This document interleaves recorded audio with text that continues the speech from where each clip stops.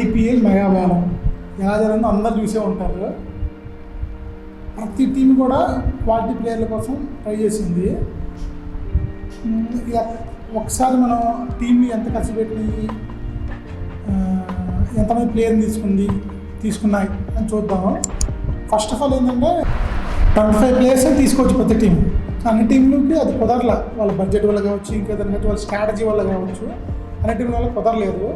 అలా తీసుకున్న టీంలోకి వస్తే మనకి Chennai super Kings, Gujarat Titans, Punjab Kings, ఈ మూడు టీమ్స్ మాత్రమే 25 ప్లేయర్స్ తీసుకున్నారు. అలా తీసుకున్నాక కూడా పంజాబ్ కింగ్స్ దగ్గర ఇంకొక 35 lakhs మిగిలినాయి, గుజరాత్ దగ్గర 15 lakhs మిగిలినాయి, చెన్నై దగ్గర 5 lakhs మిగిలినాయి. అంతే.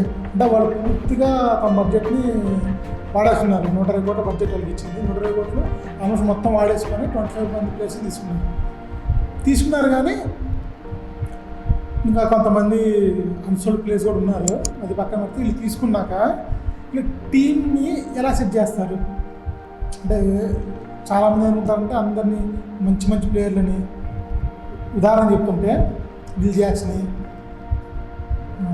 డూప్లెసీని, ఢిల్లీ ఆడాడు కదా జేక్ ఫ్రేజర్ని, తమ్ని, డేవిడ్ వార్నర్, ఇలాంటి వాళ్ళందరూ తీసుకున్నా వీళ్ళందరూ క్వాలిటీ ప్లేయర్ కదా అనుకుంటారు. కానీ వీళ్ళందరూ ఓపెనర్లు. వీళ్ళందరూ ఓపెనర్లు వచ్చినప్పుడు 10 మంది ఓపెనర్లు తీసుకుని ఏం చేస్తారు? 10 మంది ఓపెనర్లు ఏ టీంకి ఉపయోగపడరు. అది మనం ఫోకస్ పెట్టుకోవాలి. కాబట్టి ప్రతి ఫ్రాంచైజీ కూడా ఓపెనర్ కాదు, టాప్ ఆర్డర్ అంటాం మనం. 1, 2, 3 ఫస్ట్ వచ్చే ఓపెనర్లు ఇద్దరు, తర్వాత వన్డౌన్లో వచ్చే ప్లేయర్, మూడో ప్లేస్ వచ్చే ప్లేయర్, ఈ ముగ్గురిని టాప్ ఆర్డర్ అంటాం మనం. ఈ టాప్ ఆర్డర్కి ఎంతమంది తీసుకుందాం? 4, కొంతమంది తీసుకుంటే కొంతమంది 5, ఇలా ప్లాన్ వేసుకొని వచ్చారనమాట. ఇంకా మిడిల్ ఆర్డర్ అంటే 4 నుంచి 7 వరకు మిడిల్ ఆర్డర్ అంటాం. తర్వాత బౌలర్స్ వస్తారు, టెయిలెండర్స్.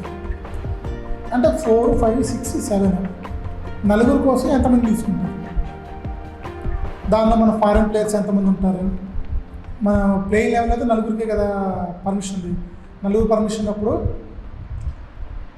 మొత్తం ఎంతమంది ఫారెన్ ప్లేయర్స్ని తీసుకోవాలి, ఎక్కడ వాడుకోవాలని, బౌలర్లు ఎంతమందిని తీసుకోవాలి, బౌలర్లు ఎక్కడ వాడుకోవాలి, ఎందుకు పెద్ద మనం మామూలు కూర్చుంటేనే అంత బుక్ రైస్ దాని మీద అంత మ్యాటర్ ఉంటుంది అనమాట. అందుకని అంత పెద్ద స్టార్ట్ అంత టీం వేసుకొని వస్తారు. అంత టీం వేసుకొని వచ్చాక కూడా కొన్ని టీమ్స్ బైస్ సూపర్గా ఉన్నాయి. అదే టైంలో కొన్ని టీమ్స్ వాళ్ళ స్ట్రాటజీ ఎలా ఉందో పక్కన పెడితే చూసిన వాళ్ళు వాళ్ళ ఫ్యాన్స్ వాళ్ళకి ఏందిరా ఇది, ఏం చేశారు వీళ్ళు అనిపించింది అన్నమాట. అలా అనిపించిన ఫ్రాంచైజీలు, అలాంటి ఏం ప్లాన్ వేసుకోవచ్చు, ఏం కొన్నారా అనిపించిన ఫ్రాంచైజీలు, ఈ 2 టైప్ ఫ్రాంచైజీ మధ్యలో వాళ్ళ స్ట్రాటజీ ఏంటి అని ఎక్స్ప్లెయిన్ చేయడం ట్రై చేస్తాను. ఇక్కడ నుంచి ఒక్కొక్క ఫ్రాంచైజీ తీసుకొని ఆ ఫ్రాంచైజీ తీసుకున్న ప్లేయర్లు వాళ్ళు ఎక్కడెక్కడ ఇస్తారు అంటే వాళ్ళ ప్లేయింగ్ లెవెన్ ఎలా ఉండబోతుంది అది ఎక్స్ప్లెయిన్ చేయడం ట్రై చేస్తాను. ఒక్కో టీం అంటే మనం 10 టీంలు కాబట్టి ఆల్మోస్ట్ నెక్స్ట్ 10 వీడియోలు అయ్యే వస్తాయి. మధ్య మనం ఆ షెల్సీస్ కూడా మర్చిపోకూడదు, దాని నుంచి కూడా వీడియోలు వేస్తుంటాను. సో మళ్ళీ అలా ఇంకో క్రికెట్ వీడియోతోనే మళ్ళీ మీ ముందుకు వస్తాను. అప్పటివరకు బాయ్.